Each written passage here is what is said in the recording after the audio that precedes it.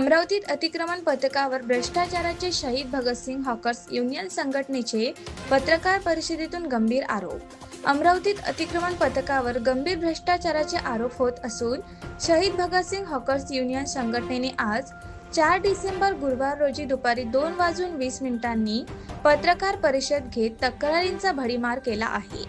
महिला हॉकर्सना शिवीगाळ व धमक्या दिल्याचा आरोप करत शेकडो हॉकर्सांनी 3 डिसेंबरला गाडगेनगर पोलीस स्टेशनवर धडक दिली। चपराशी असलेला अधिकारी अतिक्रमण प्रमुख कसा बनला तसेच 2018च्या लाच प्रकरणाचा उल्लेख करण्यात आला। अतिक्रमण पथक प्रमुख योगेश कोल्हेंवर थेट भ्रष्टाचाराचे आरोप होत असून कारवाई न झाल्यास मोठे आंदोलन उभे करण्याचा इशारा शहीद भगतसिंग हॉकर्स युनियन संघटनेकडून देण्यात आला आहे।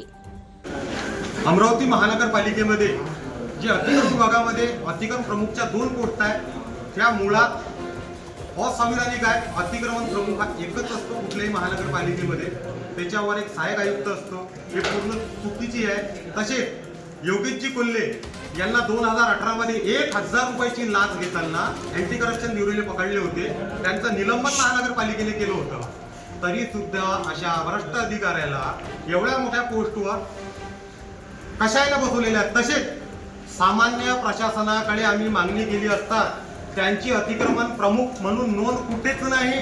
हा संशोधनाचा विषय आहे का हे अतिक्रमण प्रमुख बनलेच कसे। अमरावती शहरात जे हॉकर्स व्यावसायिक यांना पैसे देतात, हप्ते देतात, 2000 रुपये गाडीच्या प्रमाणे योगेश कोल्हे पैसे मागतो आणि जो पैसे देत नाही त्याच्यावर हेतू परस्पर कारवाई करतो। हा आमचा सीधा आरोप आहे। नगर वाचनालय असो तिथे जे पूर्ण लाईन आहे त्या लाईनीपासून याला कमीत कमी लाखो रुपये महिन्याचे जातात म्हणून तिथे कारवाई होत नाही। तसेच सिटीमध्ये जे पूर्ण सिटी कोतवालीच्या समोर तोडण्याचे जे आदेश दिले, अतिक्रमण काढण्याचे आदेश दिले दुकानाला, अजूनपर्यंत कारवाई झाली नाही का बरं? किती पैसे गेले योगेशजी कोल्हे यांना? अशा करप्ट अधिकाऱ्याला तात्काळ अमरावती महानगरपालिकेने आयुक्त मॅडमने पदावरून याला बिलकुल बरखास्त केले पाहिजे आणि एक चपराशी व्यक्ती हा अतिक्रमण प्रमुख बनूच कसा शकतो? कमी पडले आहे का महानगरपालिकेपाशी? खूप अधिकारी आहेत चांगले आणि त्या पदाचे योग्य जे त्या पदाला शोभू शकतात, न्याय देऊ शकतात असे लोक सुद्धा महानगरपालिकेमध्ये आहेत। मग यालाच का बरं निवडले?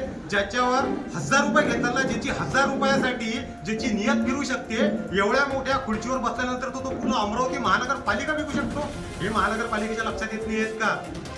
आज या चपराशाला तिथे बसवणं म्हणजे जो खरा त्या पदाचा दावेदार आहे, त्या खुर्चीचा दावेदार हा त्याच्यावर झालेला अन्याय आणि तो आम्ही कधीही होऊ देणार नाही। आणि आमच्या गरीब हॉकर्सवर जो पैसे देत नाही त्याच्यावर आम्ही कारवाई होऊ देणार नाही। योगेश कोल्हे यांना तातडीने हटवावे, अन्यथा आम्ही तीव्र आंदोलन करू। धन्यवाद।